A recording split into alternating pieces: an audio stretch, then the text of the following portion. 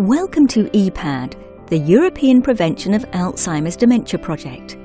And to make prevention a reality, we need your help. You should know that in the future, you may be invited to take part in a clinical trial if test results suggest you have abnormal levels of a protein called amyloid.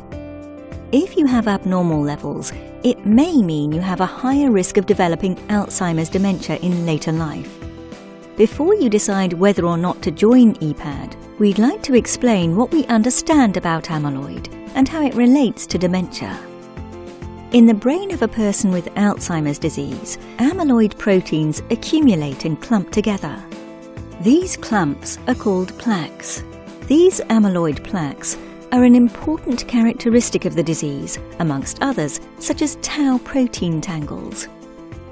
Researchers are currently working hard to understand how all these risk factors are linked to one another and play a role in the disease.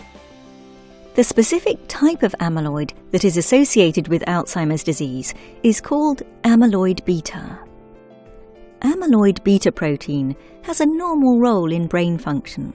Its levels can be measured in the cerebrospinal fluid.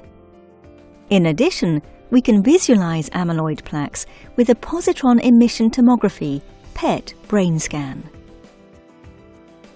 We think that these amyloid beta plaques are an early sign of damage, including to nerve cells, but scientists are still researching this.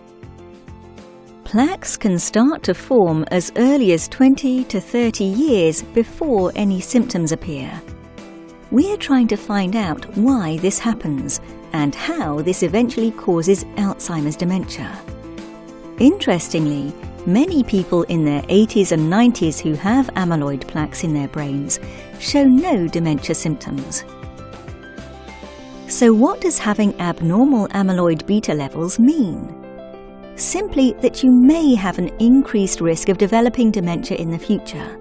This is not a certainty.